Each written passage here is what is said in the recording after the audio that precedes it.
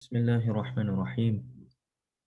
الحمد لله رب العالمين، والصلاة والسلام على سيد الأنبياء والمرسلين وعلى آله وأصحابه أجمعين. اللهم صل على سيدنا ومولانا محمد وعلى آل سيدنا ومولانا محمد وبارك وسلم. أما بعد. Previously we began the adab of wudu. We spoke of After we spoke of istinja, how to utilize the restroom, how important it is for a believer to be punctual or be very careful and cautious when it comes to cleanliness. There's many ahadith in the fact that, at-tahuru shatrul iman, at-tahur shatrul iman, cleanliness or purification of the physical body as well as the spiritual is half of iman. So this is very important that we take care of ourselves, both the cleanliness of the heart as well as the cleanliness of the physical body. And to achieve the cleanliness of the heart, we also need to have the cleanliness of the physical body. I spoke briefly about this in the Arba'in classes, the connection between the physical and the spiritual, how having a clean physical body will actually lead to having a clean spiritual body, a clean heart. So this is why we see so much emphasis in cleanliness in Sharia. Similarly, being physically filthy or physically dirty will actually lead to a filthy heart. There's a spiritual connection between the physical and the spiritual. So that's why we have to be very careful with our cleanliness. We spoke of the beginnings of the adab and the etiquettes of wudu. We spoke about the importance of siwak, utilizing the miswak. I also related the fact that the toothbrush does achieve the purpose of a siwak. However, it is, it does not fulfill exactly the same things that the siwak fulfills. Um, and we recited the dua, the beginning dua for wudu. That was Bismillahir Rahmanir Rahim. Rabbi a'udhu bika min hamazati shayateen wa a'udhu bika rabbi wa a'udhu bika rabbi an yahdurun. O Allah, I seek your protection from the evil of the shayateen, the devils, the jinn, and I also seek your protection that they accompany me or be around me. Then we spoke of washing the hand and how it's necessary to wash the hand if a person has to use a utensil. Before entering the hands into the utensil itself, wash the hands 3 times outside of the utensil and then put the hands in to prevent the water from becoming utilized or becoming impure. Then we also spoke about the dua for washing the hands. Allahumma inni as'aluka al-yumna wal-baraka wa a'udhu bika min ash-shu'mi wal-halaka. O Allah, I seek your grace, your blessings, your barakah, and I seek protection from misfortune and destruction. Then he continues, and this is where we start off today. ثم نوي رفع الحدث حدث أو استباحة الصلاة. So the niyyah, what niyyah do we make when we perform wudu? We can either make the niyyah of raf'ul hadath. Raf'ul hadath means to remove impurity. So that's enough. If we just make a niyyah that I am performing wudu for the sake of removing the impurity that is on me at the moment because I do not have wudu, that's enough for a niyyah. Or istibahati salah, you can make the intention that I want to make salah permissible for me. Salah without wudu is impermissible. A person cannot enter into salah without wudu. It won't even count, even if you go through all the motions. So you can make the niyyah that I am performing wudu for salah as well. So whatever we do, it's good to make a niyyah. We spoke about this before in a different class, but I'll tell you again here that in different madhahib, such as the Hanafi madhab, niyyah is not necessary for wudu to count. So if a person ends up washing all the necessary body parts of wudu without having the intention, and you may wonder, what is what situation could that be in? That could be a person just takes a shower They didn't intend wudu, they just wanted to take a shower. So in the Hanafi madhab, they would have achieved wudu through the shower. Or if someone fell into a body of water, or if someone went swimming, in all of these scenarios, if they did not have the intention for wudu, in the Hanafi madhab, they would have achieved wudu. In other madhahib, such as the Shafi'i madhab, a person would not have wudu. So that would not count for wudu because in the Shafi'i madhab, it is necessary to make the intention. And Imam al-Ghazali, rahimahullah, he is Shafi'i. So you will see sometimes I'll explain where there is differences in the madhab. But nevertheless, in the Hanafi madhab still, it doesn't mean that we shouldn't make a niyyah. You should make the niyyah because through the intention, a person gets more reward. So when engaging in wudu, by our intention, we will get the reward of wudu. So the difference is, let's see in the Hanafi madhab, if a person's taking a shower, they didn't make the intention of wudu, they will have achieved wudu, but they would have missed out on the reward of wudu. So what we want is the reward. I want the reward of wudu as well. So to attain the reward of wudu, you need to make the intention.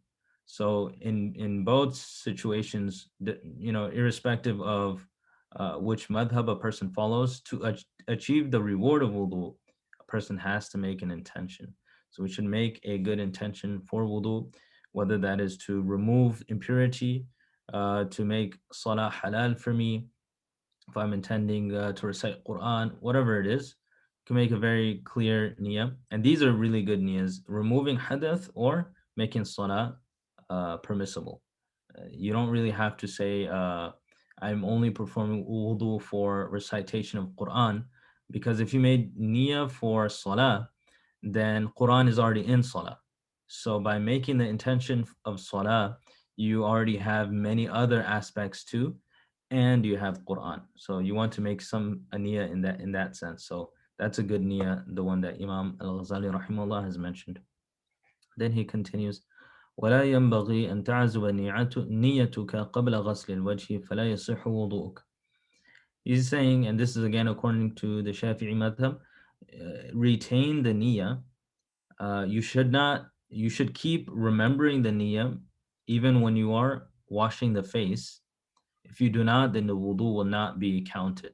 So this is according to his madhab, Imam al-Shafi'i, that you need to retain the niyyah until before washing the face. After washing the face, then you're already engaged in wudu, so you don't have to retain that in the mind. But he's saying that you should retain that niyyah in the mind before washing the face. Otherwise, the wudu won't count. Again, other madhahib, such as the Hanafi madhab, I already explained that the niyyah is not a necessary factor. ثم خذ غرفة لفيك وتمضمض بها ثلاثا وبالغ في رد الماء إلى الغلصمة إلا أن تكون صائما. So he continues and says that so what we have done so far is we wash the hands. One moment.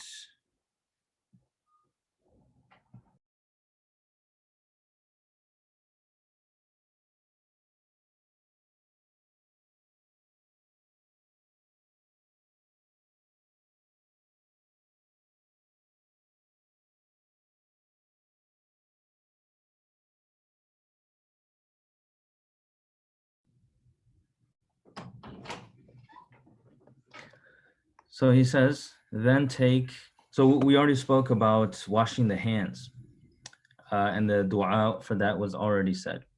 Then he says, take a handful of water to do madmada.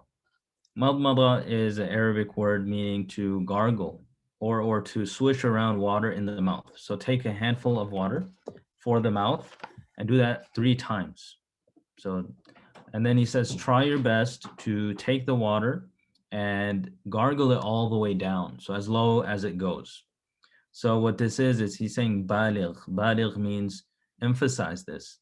Try your best to make the water reach all the way down when you are gargling, meaning really cleanse the mouth. Don't just put a little bit in the mouth just for a ritual. Really try to make the mouth clean by taking that water 3 times, except if you're fasting. So if you're fasting, is alhamdulillah we are, then we should not do that. We should not gargle really low. Don't even gargle at all. Just take water and move it around in the mouth. Avoid gargling because of the fear that if even a small amount goes down the throat, that would nullify the fast. Waqul, and the dua for this portion of the wudu. And like I said before, Imam al-Ghazali is going to tell us du'as for every single position in wudu. So we already talked about the beginning of wudu, washing the hands in wudu, now putting water in the mouth. He says, Allahumma a'inni ala tilawati kitabik wa kathrati dhikri lak wa thabbitni bil qawli thabiti fil hayati dunya wa fil akhirah. O Allah, aid me in the recitation of your kitab and continuous remembrance of you. Kathrati dhikr, lots of dhikr.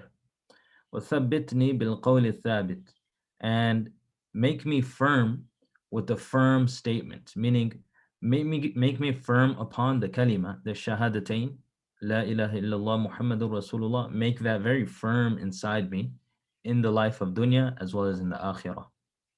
So looking at this beautiful dua, this is when we're putting water into our mouths. So notice each one of these du'as is very relevant to the position or the posture or wherever we are in the wudu at the moment. Putting water in the mouth, we say, Oh Allah, aid me in reciting the Quran. Why? Because reciting the Quran is clearly associated with the mouth, as well as dhikr. These are two really important things for a believer. Reciting the Quran, lots of dhikr. We ask Allah subhanahu wa ta'ala to give us tawfiq to do these in abundance, especially in this beautiful month. Things are really, you get so much reward for just these two actions. And then he says a third thing, also relative to the mouth, ثَبِّتْنِي بِالْقَوْلِ الثَّابِتِ.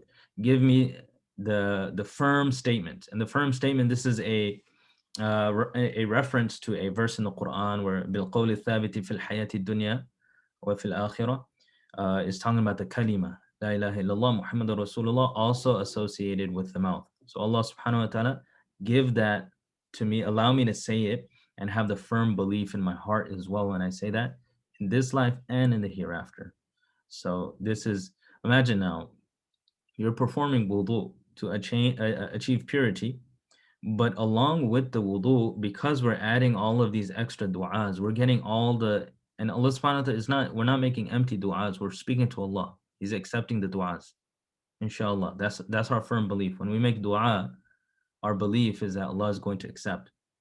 So you're just achieving purity, but you're getting all of these at the same time. All of these du'as that we're talking about, freedom from shayateen, the shayateen won't come next to me. I'm getting barakah.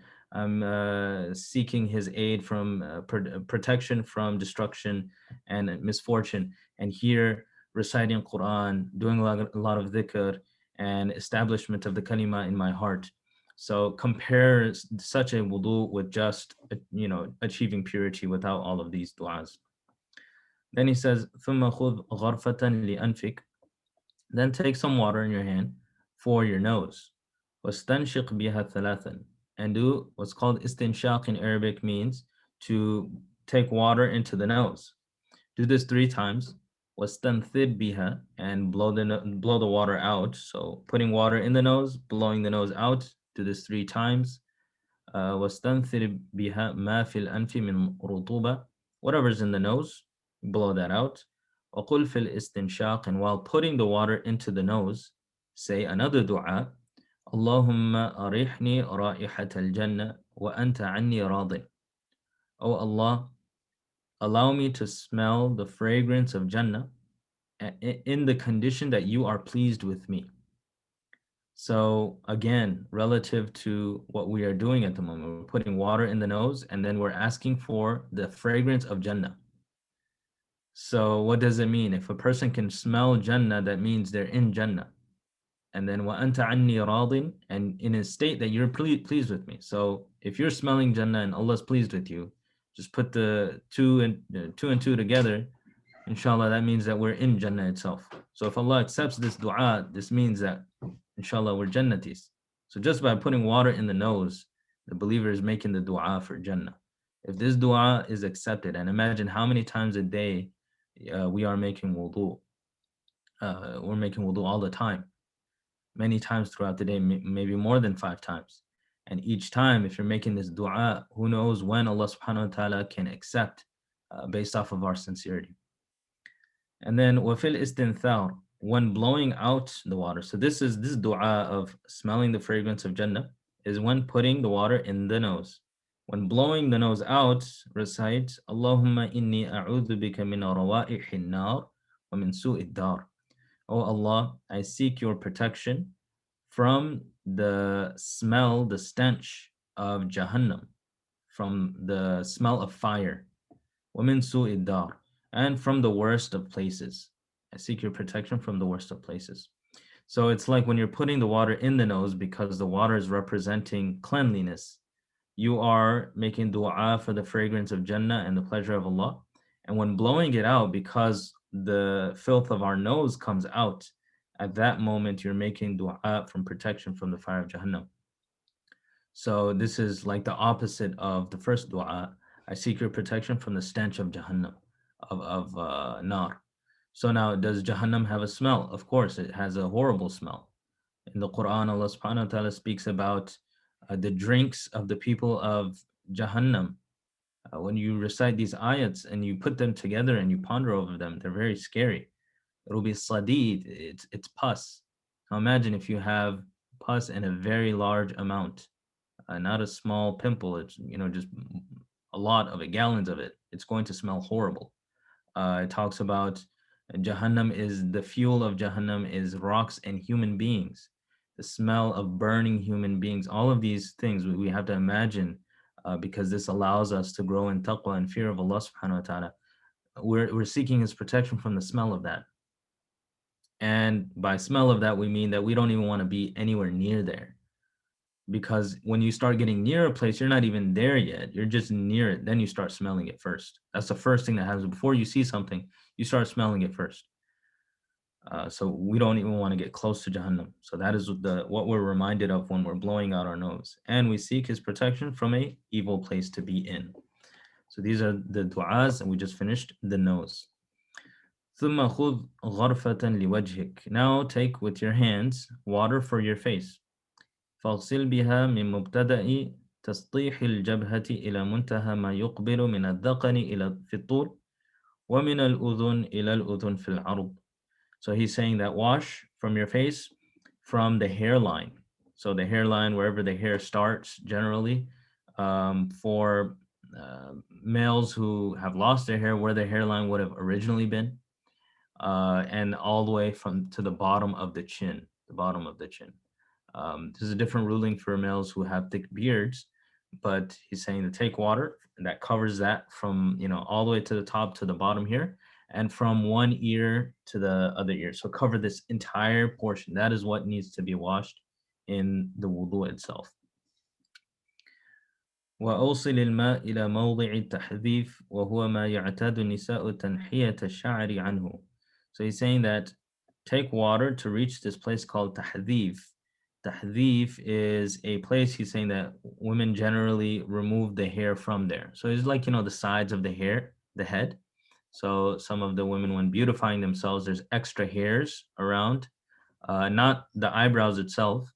If a woman's eyebrows are normal, fuqaha say that you're not allowed to, design or trim the eyebrows. But, stray hairs, you're allowed to remove that.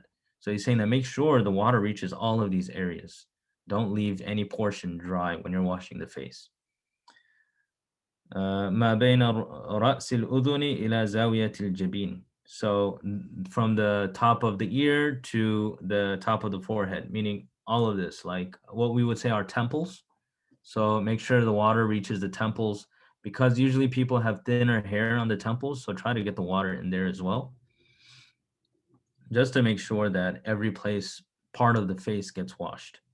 It's not absolutely necessary, because this does not technically fall under the face, but try to do mubalagha and emphasis when washing the face.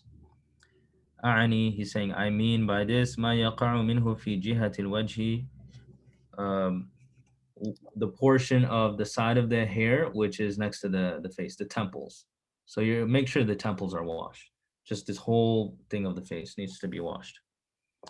وأوصل الماء إلى منابت الشعور الأربعة الحاجبان والشاربان والأهداب والعذاران. Make sure the water reaches the roots of four types of hair. So it has to reach the roots of four types of hair. The eyebrows, so make sure the water reaches inside the eyebrows. If you have really thick eyebrows, try to rub it in there, inshallah. A shadiban, the shadib, so the mustache for a male, as well as this is called part of the shadib as well. So make sure the water reaches the roots of that. Some people have very thick mustaches, so try really do a lot of emphasis in that regard. Wal ahdab, the eyelashes, wal idaran, and the sideburns. So the sideburns here, make sure the water reaches, inshallah, inside there. So this becomes a problem for some males who have very thick beards. You have to really try. Regarding the beard itself, you don't have to wash the beard if it's thick. Thick means that from a distance, if a person cannot see the skin. Some people do have thick beards down here, but like the cheeks are very thin.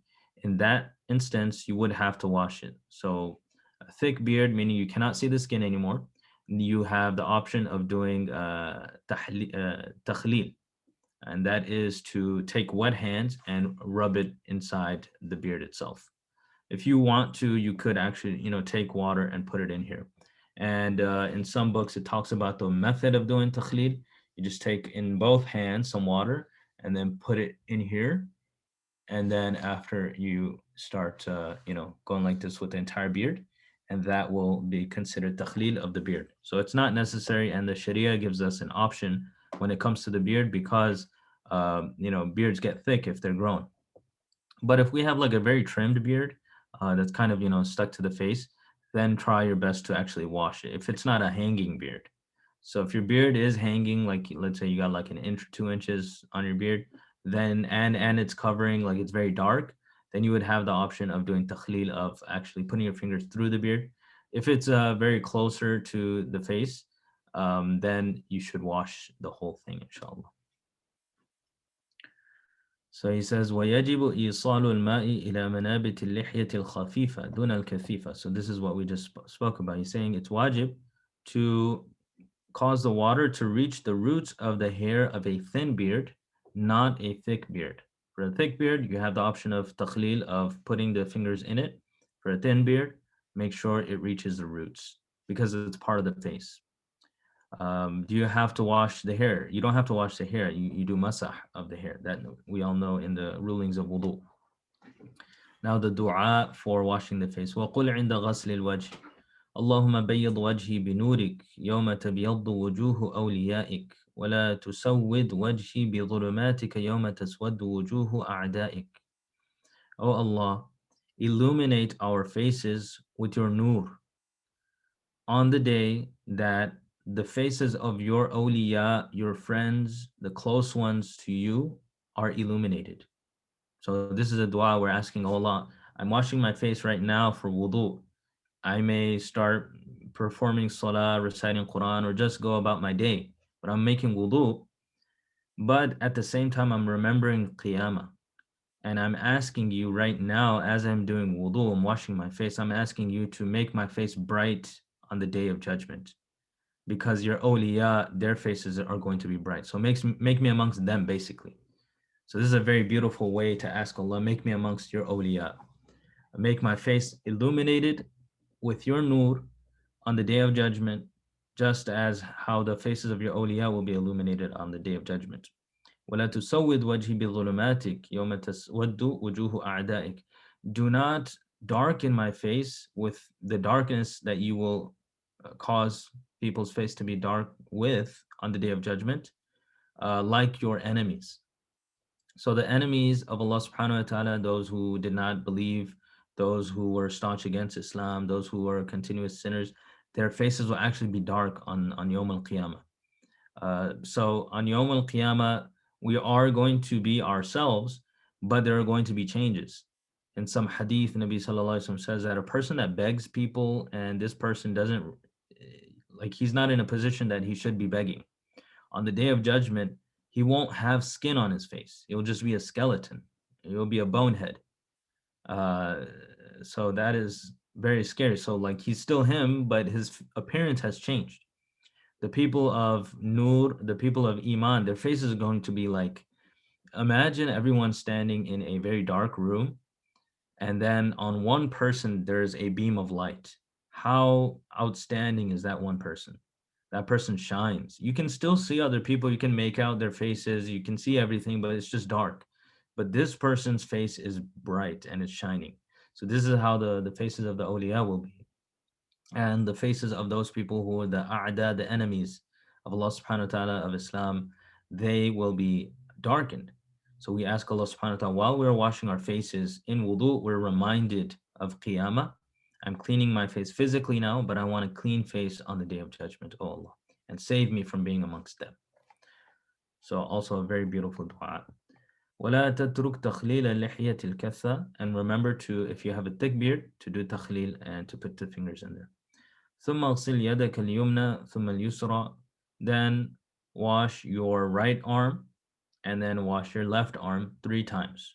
مع المرفقين, with the elbows, إلى أنصاف العضدين, to the middle of your upper arm. So now this is peculiar, you might not have heard this. He's saying that after washing the face, now wash your arms. Wash from all of your arm, including the elbows and the middle of the upper arm. We know generally what we do in wudu is we wash up to the elbows, including the elbows. That's the fard portion of wudu, but he's not talking about the fara'id necessarily. He's adding on to that. So he's saying wash higher than that, which is like right here. Now, this is not my elbow. My elbow is there. So wash up to here. That's what Imam al-Ghazali is saying. فَإِنَّ الْحِلْيَةَ فِي الْجَنَّةِ تَبْلُغُ مَوَاضِعَ الْوُضُوءِ. And the reasoning he's giving is because the jewelry of Jannah that Allah will give to his awliya and the people who go to Jannah, it will reach where the wudu has reached. In another hadith, Nabi sallallahu alayhi wasallam says that on the day of judgment, he says, Muhajjilin, my followers on the day of judgment, the Arabs used to love horses. So then you have some horses, they have this hajjat, there's these spots on the horses, on the feet and the arms of the horse. They have like white spots on the bottom. So Nabi Sallallahu Alaihi Wasallam says, just like how that really stands out, and the Arabs really used to love that. They had different styles on the horses. It'd be like a brown horse with the whiteness on the bottom. So Nabi Sallallahu Alaihi Wasallam was comparing that to his followers on the day of judgment. The mawadi' of wudu, the places where you washed in wudu, it'll be bright and shining on the day of judgment. So when he said that, Abu Hurairah radiallahu anhu, he used to do this in secret. He wouldn't do it in front of people, but whenever he was making wudu away from people, because people would misunderstand, he would actually wash really high up. So when it comes to the arms, he would wash to the middle of the arm. When it comes to the legs, he would wash to the middle of the shin. And so some people spotted him doing this sometimes. And he wouldn't do it in front of people, but when he was alone, he would do it. So then they asked him, why do you do this? So he says that he narrated the hadith, and he says that I want more of my body to be shining on the day of judgment. So I increase that little bit amount. So my arms a little bit higher and my legs a little bit higher. I have more. So instead of, sandals, I have boots of nur. Uh, instead of, a small shoe, I have a whole boot of nur that goes all the way up to my, my leg. So this is what he's referring to here. So inshallah, we'll continue with this. The dua for washing the legs. I'll repeat this portion tomorrow.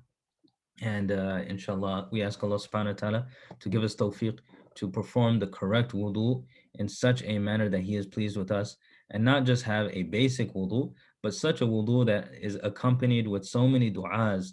So by just a simple wudu, we're doing actual ibadah of a high degree and getting so much more from it.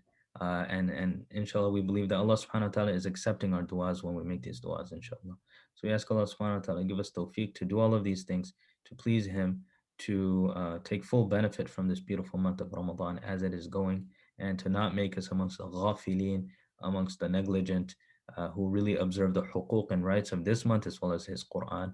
وصلى الله تبارك وتعالى على خير خلقه محمد وعلى آله وأصحابه أجمعين برحمتك يا أرحم الراحمين. السلام عليكم ورحمة الله وبركاته.